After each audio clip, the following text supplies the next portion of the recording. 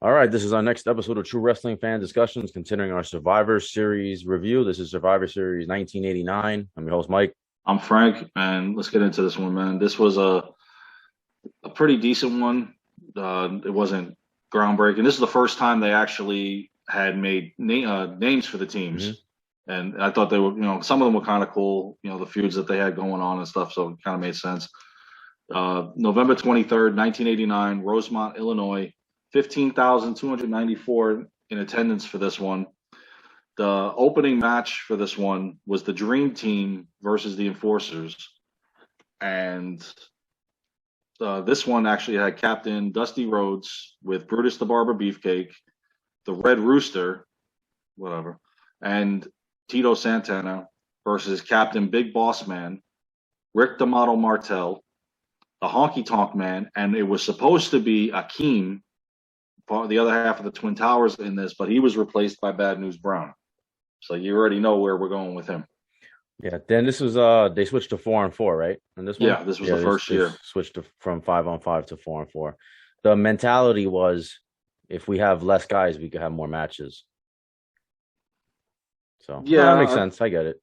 they were all above 20 minutes. I mean, they didn't drag. You didn't have the tag hmm team battle like you had the previous 2 years, which I kind of missed that. But their tag teams were kind of dwindling at this point. So the 4-on-4 was not bad. Just to me, it was always funny how a simple flying clothesline or a shoulder block or a power slam could easily pin you Yeah, and this, in a Survivor Series, right. but in any other match, it's a two Yeah. count. So it is what it is.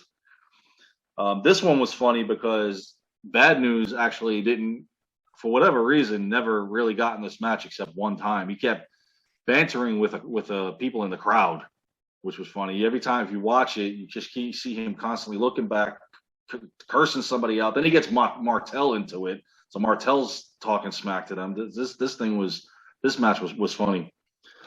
It took almost 9 minutes for our first elimination, and unfortunately, it was Rick Martel rolling up Tito Yeah. Santana, former Strike Force members. So Tito's out, so the Enforcers are up 4-3 on this one. Like I said with Bad News Brown, he finally gets into the match 6 minutes later, Boss Man accidentally hits him. The usual MO here. Bad News says to hell with this, and he walks out. So yeah, vintage bad news. The thing with Tito and Mato, that's when they were going through their feud. Mhm. It was a big pop when the two of them went at it. I would have liked to see that feud kind of, go somewhere, but unfortunately, Even in the Royal Rumbles to come, I believe I think it was '93 that the Royal Rumble they went in. Even at that point, the two of them were going at it like it was yeah, '92 and '93. It was one of those, and the crowd was yeah. giving them a huge hmm ovation. So that feud never ended. But it could have been better. I don't want to like Uh, drag on it, but it could have been. They were this could have culminated with a WrestleMania 6 match. they were both great workers. They were. Both guys were great wrestlers, but It is what it is. It's WWE, man. I mean, what do you expect? So now that Bad News is out, we're down to 3-on-3. The next to go out was Honky Tonk Man, thanks to Brutus the Barber Beefcake 2 minutes later. So, a little no. rivalry renewed there Yeah. briefly. It's kind of is a little funny is that the name of the team is the Dream Team because it Mhm. was the American Dream, Dusty Rhodes, Yeah. but Brutus was part of the original Dream Team, Yep. part of his tag team. Would have been cool if they had Valentine in this Yeah, I know. match. Imagine, the reunion. But he's in the next one, actually. So from there now, you have Beefcake eliminates Rick Martel. So now he's on a roll here. So now we're down to, what is it, a 3-on-1? And Beefcake was still over at this point. He's Oh, still yeah, over, yeah. definitely. Yeah. So at that 1 minute later, the Red Rooster is out by the hands of the Big Boss Man. I'm surprised he lasted this long Right. considering the He year looks so before. ridiculous coming out doing that. My question is, why couldn't I mean I would have rather seen Blue Blazer in this because I know he was still in the organization at one point or another over those that hiatus he had before he resurfaced in '92, but or '91 even. But I mean, Red Rooster, I would have rather seen Blue Blazer as a high flyer in this match. Yeah, It would have made more sense. worst gimmick of all time. It is. And Bruce Pritchard still defends it to this day. I don't understand because putting him as Terry Taylor would have been so much Yeah, better. And the one time they did use him as Terry Taylor, he was a one and done in the Rumble. yeah. There's a rumor, I don't know if it's true, that basically it was kind of like they have a box. I've heard about the box of gimmicks Yeah. that they have. Like, oh, we'll just use this gimmick, and supposedly it was kind of like or this is urban legend. I don't know if it's true or not. That it was kind of a coin toss that he could have gotten the Mr. Perfect gimmick, or he could have gotten the Red Rooster, and they just gave him. I'm happy with Imagine. what we got. No, I don't think he could have pulled it off, but that's Well, just like Undertaker was like, thank God I wasn't Eggman. yeah. I So mean, because he tells Vince, "Oh, I can dance." Oh yeah. shit, I shouldn't have said that. In any event, now we're down to 2 against 1. Boss Man winds up getting pinned by Dusty Rhodes, so that pretty much ends it. But the battle was over, but the war was far from over because now that Beefcake and Dusty have survived, Boss Man decided to take it out on them with his nightstick, and they were saying how Dusty was concussed, bruised ribs, but whatever. Well, Dusty came out with the nightstick, remember? Yeah, he had Because they stolen were it from the feuding. Boss Yeah, Man he stole it from the Boss Man. because they did the interview afterwards, and Boss Man said, "You're going to steal from me, you're going to get justice." You know what's sad is that Dusty was over, man. He used to Tremendously. get a big pop, but they got him in these polka dots. It's just terrible. And the only real gimmick I liked, the feud I liked with him was with Savage. Savage, yeah, Macho King. Although, and again, we don't want to get sidetracked, but didn't Macho Man beat him like in 2 seconds? I don't At know if it was SummerSlam, yes. Yeah. The whole Sapphire DiBiase nonsense. Yeah. And then the DiBiase. Great payoff. Dusty Great feud. payoff. Yeah. Anyway, so you got Dusty Rhodes in his inaugural Survivor Series and Brutus Beefcake both surviving. So hats off to the two of And them. Dusty had a great song. Dusty Yes, had he a great theme song. Very catchy. I'm telling you, his first run with WWE was a lot better than his second run because at least he was a title contender in the mid to late 70s, early 80s when he was there. So, but again, at that point, everybody was a title contender, even Larry Zbyszko. But I just this time around, coming off being a former NWA champion, I mean, I really thought they could just did more with him. But these NWA guys were not signing long-term deals when they were in and out, and also Vince was kind of like skeptical. Sticking it. No, Vince was sticking it to him. Because remember, yeah, he was sticking it to him, yeah. Because he was down in NWA, and I think he was the booker at one point, and yes, he was. I guess he kind of wanted to. We did the whole story on the Legion of Doom. What happened with Dusty? So that's why he wanted to. That's why he put him in the polka dots as punishment. At least the theme was good. Yeah. At least they gave him a good theme song. So our next Survivor Series match was the 4x4s versus the King's Court. Oh.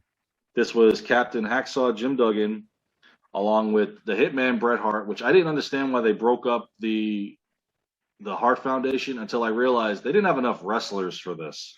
Well, not only that, this is around the time where they started to see if Bret Hart could be a singles competitor, and so they split him up. And then this is around the time, I believe, that Bret and Mr. Perfect, or shortly after that, they started doing like going around the house show circuit, and they were wrestling together. But I guess it really was the timing wasn't right, so then they put them back together. I could have told you 2 years prior when Bret was fighting Ricky Steamboat on the house shows that he was ready. And the Hart Foundation could have been a thing of the past at that point. Bret was over. The only problem is the man holding the belt would have never defended against him. No. But I mean, it's the following year, and when we do that review, 1990s his coming out party at Survivor Series 1990. Oh yeah, definitely. His other two partners were Rugged Ronnie Garvin. And I like Ronnie Garvin, man. I was a Ronnie Garvin mark back then. What did he get? A 6-month contract when he came back? It was like SummerSlam to Rumble. He was there for a cup of coffee, but I liked him. I like Ronnie Garvin. I like his whole feud with Greg the Hammer Valentine. I was into it. I bought into the whole thing with the knee brace and that whole thing. I like what he did at SummerSlam when he just tried to reverse the decision. I thought that was funny. So their opponents were Captain Macho King Randy Savage, Earthquake, who actually replaced the Widowmaker, a.k.a. Barry Windham. Yeah. And if you ever notice, every time Windham decided to come back, Vince always had a ridiculous gimmick to give him. The Stalker, the Widowmaker. Meanwhile, WrestleMania 1, he was Barry Windham. This is when Earthquake first got there, right? Yeah. He had just... because he had the Canada flag on it when he first came in. Yeah, he was a Canadian Earthquake. Yeah, then he was just Earthquake. Because he came in on the Superstars out of the crowd. Mm-hmm. For the I remember Warrior that. Bravo Test of Strength. Yeah, I remember that. That's the first time I remember seeing him. I'm like, man, they got a big boy in the crowd. And then I was like, oh, he did? Okay, he's a wrestler. Yeah. The other two partners, obviously, where Earthquake is, Dino Bravo is. Might as well just have made them a tag Canadian team. Seriously. strongman. Yeah. And Greg the Hammer Valentine. So this was actually a pretty good. This was a good Survivor Series match on paper. Now the results. Well, Duggan never did too good either in Survivor Series, being captains as well. It didn't take long. It was 3 minutes 57 seconds in, and this made sense for their upcoming WrestleMania 6 bout. Earthquake took out Hercules, so that was the first one gone. Earthquake was believable for me as a heel. I just thought Hercules could have gone a little bit longer. They never did anything with Hercules. No, I agree, but they never did it. Power and Glory was his best. And look what they did to that. Yeah, and they squashed them. They squashed them. It was sad. So 4 minutes later, Jim Duggan gets the revenge. He gets rid of Greg the Hammer Valentine. So now we're evened up 3 against 3. Dino Bravo then takes out Rugged Ronnie Garvin about 4 minutes later with the side suplex. So we're at a 3-2 advantage now. It doesn't get any better here. Now, this was the part that I enjoyed of the Survivor Series match when Randy Savage and Bret Hart got in the ring. Oh, yeah. This made the match because the crowd was into it, too. The crowd was into it. If only we could have gotten this feud. Well, that's exactly what I was thinking. I think it was Gorilla on commentary, right? It was Gorilla. He was the one that he put them over. Yeah. He was saying, "Oh, look at these two guys," like he was, because that's when Bret Hart that was his first singles push that we discussed. He didn't really go anywhere, but yeah, 2 of the best to ever do it, man. They should. And the only other time they got in the ring was house shows and whatnot. Bret and Savage 3 years later. But I mean, imagine if these two had a singles feud. And I mean, oh my God, they teamed up too. I think they teamed up. Yeah. Some tag team match. I think when Bret was the IC champion and Randy was the world champion, I think in '92 they teamed up, right? Mm-hmm. I think so. Yeah. But I mean, this to me made this Survivor Series match, and unfortunately, Randy pinned Bret Hart because Savage is more over at this point. Yeah. Oh, Bret's still the tag team wrestler, mid-Carter. Now Duggan's got a problem because now he's facing a 3-on-1, and technically this is more like a 5-on-1 with the managers. And he tried his best. He tried taking them all out, but if it's just he turned his back, all of a sudden here comes the next one and the next one. Then he gets tossed out of the ring when they hold the ring rope. Finally, he couldn't take it anymore. He winds up getting counted out as he's battling Earthquake down the ramp. And I honestly thought it was a matter of time before he got the 2x4. To be honest, I would have taken the disqualification. You should have. Yeah. So he gets eliminated. Savage, Earthquake, and Bravo are all the survivors in this one. And this is boosting Earthquake as much as it is Savage. And Bravo is just standing there. Because honestly, Bravo was in the shadow of the Earthquake. Because anywhere they had one, they always had the other. And it's like not until the natural disasters came around did Earthquake finally be able to get away from him. I don't know. For some reason, they always stuck them together.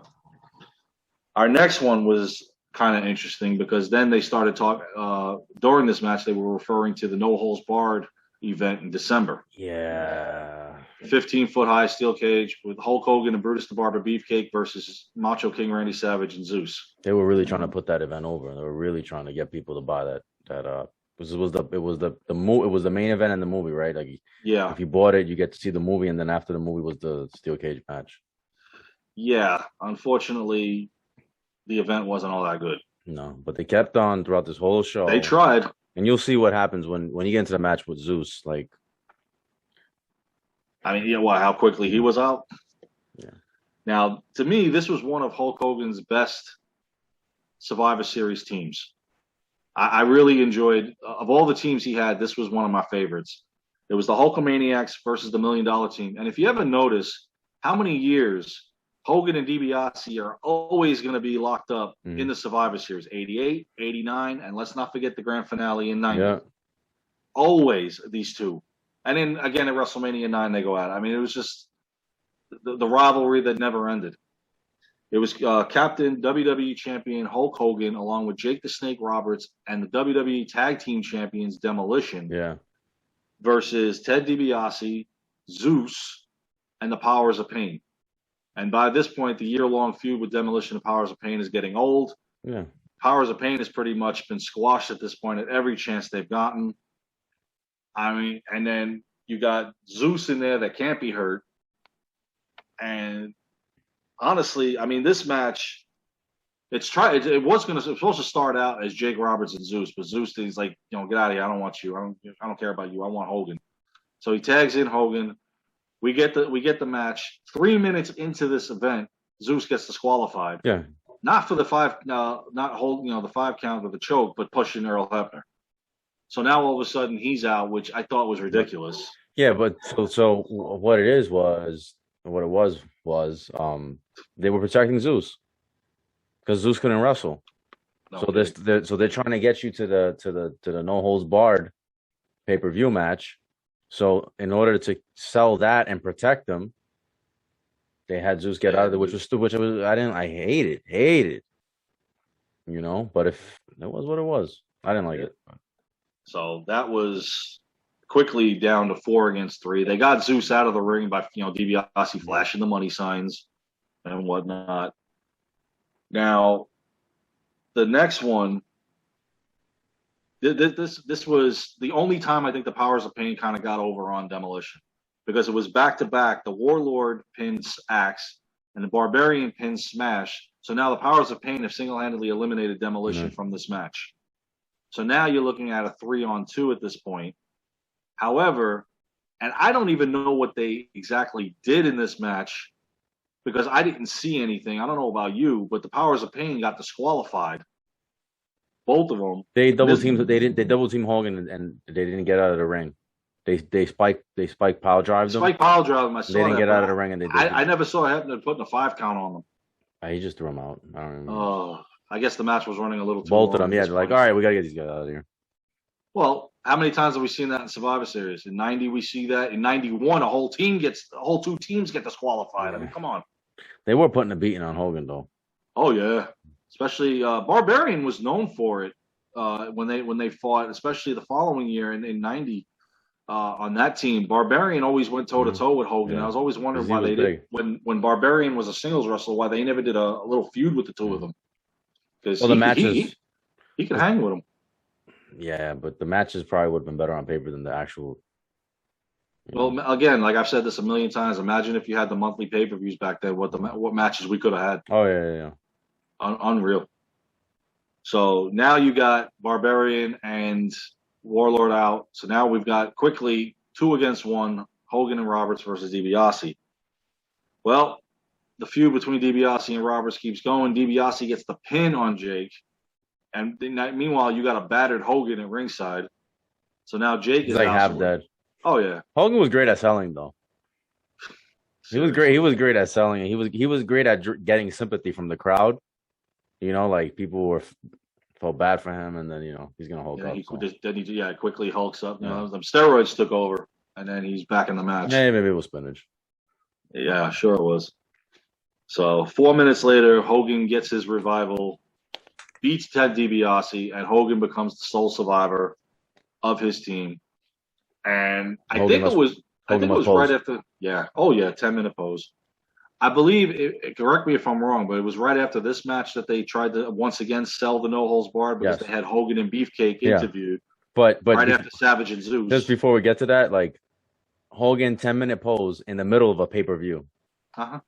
Not the end of the pay-per-view. And this is something too, we'll get to it later on. What I didn't know at the time was they put Warrior in the main event. So they were already, this was the beginning of Warrior's push. Yes. For the title. But in the middle of the it just felt weird that it's in the middle of the pay-per-view and he's posing with Real American playing, and it's just kind of dragging on. And they did that again the following year, and you hear Gorilla and Rowdy say, quit your posing because you got to come back. Yeah, but that was Vince. Vince he told everybody like Hogan must pose, so it had to be written into the Anyway, but yeah, backstage they're doing the interview with it's Beefcake and Hogan, right? Yeah. And then Sherry comes Before that, it was Savage and Zeus. They That's right.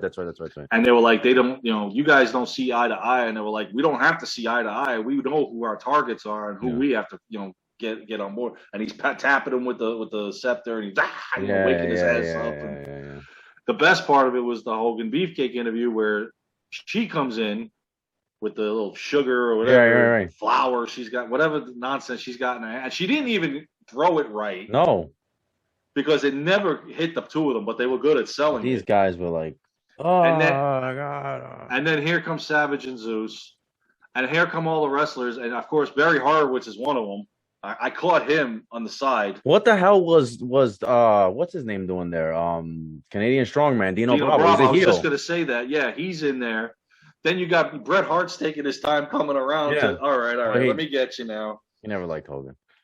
Oh, no. So No, well, he tried to get Savage off he Beefcake, should have kicked Hogan in the head. right? Get a cheap shot in there while he's down. I think Bravo was the only heel that came out. I think he was, but I remember watching that and I But was like, I was like, what are you doing? what is he there? doing there? I guess he Like, had, he you had hate nothing it. better. You hate Hogan. He was just trying to hold on to a job, I guess.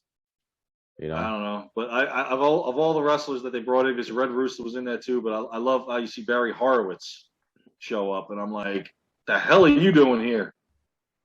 I mean, we could have put you on the card if anything, but whatever. That was fun. The next thing, they go to interview the Roods Brood and the Rowdies. Rowdies was our next match. I love the Roddy Piper interview when they're coming down the stairs, and you don't see this again until 1993 with all the the chicken, the turkey, and all of that that they bring to the ring and stuff.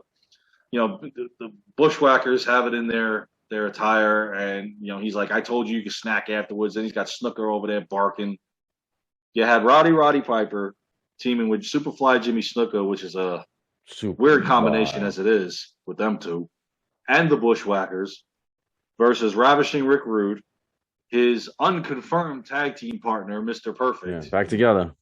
With no Bobby Heenan at ringside, mind you. And they mentioned that there's dissension in the Heenan family. And if you notice in this match, there was a little rift between Rude and Perfect. Rude and Perfect, yeah. And also the fabulous Rougeau brothers, which put me to sleep at this point. I like that theme song, though. Oh, they don't like heavy metal. They don't like rock and roll. All they like to listen to is Barry Manilow. They used to come out with those really small American flags. They were good heels, man. They were good heels. I think I liked Jacques Rougeau more as the Mountie, and then when he formed the Quebecers. I don't know, when the Rougeaus, they just annoyed me to the point where I wish that like Legion of Doom would squash them. Yeah, but that was their gimmick, though. Their gimmick was to get heat, Well, they always say if they either love you or they hate you, you're doing your job. If you come out with no reaction, you're in trouble. Right. So it didn't take any too long in this match for our first pinfall. 4 minutes in, Superfly Jimmy Snuka does his splash, takes out Jacques Rougeau. So now Rougeau's out.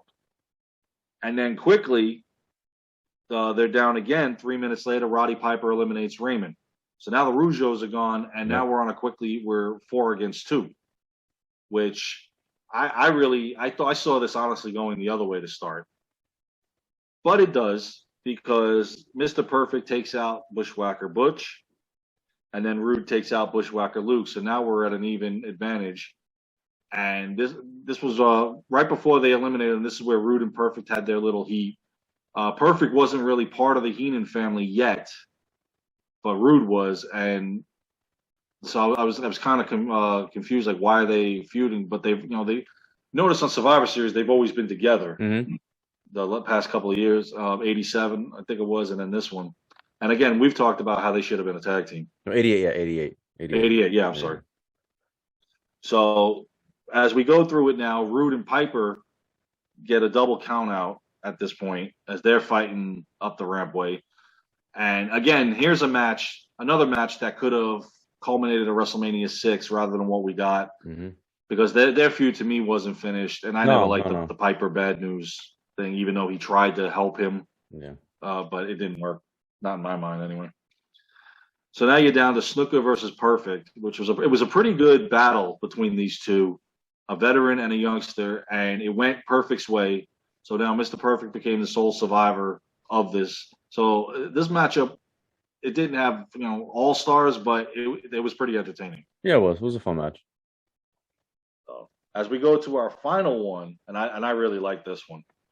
This one was cool, and it was the Ultimate Warriors, perfect name, versus the Heenan family. Now you had Captain Intercontinental Champion Ultimate Warrior, Jim the Anvil Neidhart, and the Rockers versus Captain Andre the Giant, who really did not look good at this point. Yeah. You could tell. You had Haku, Arn Anderson and Bobby the Brain Heenan. Now, it was supposed to be the Brain Busters, but Tully Blanchard had failed a drug test prior to the event. Mm-hmm. So Bobby Heenan had to replace him. And the only reason why they went with Heenan was because they had nobody else on the roster. And they weren't going to pull a 1991 where they're going to make it a 3-on-3. So, and this was pretty much where the Brain Buster was. I mean, I think Arn Anderson had his suitcase packed. Yeah. About waiting for this match to end because Yeah, they were out, which was a shame because they were actually had success in the WWE. 1989 was a good year for them, but you know, again, the NWA guys not going to last long. This match really, I mean, and I don't know what was going on with Andre, but 27 seconds into the match. And it wasn't even Warrior really that was the legal man. When they rang the bell, Neidhart was in there. But they let the switch go through. Warrior clotheslines Andre out of the ring. Yeah.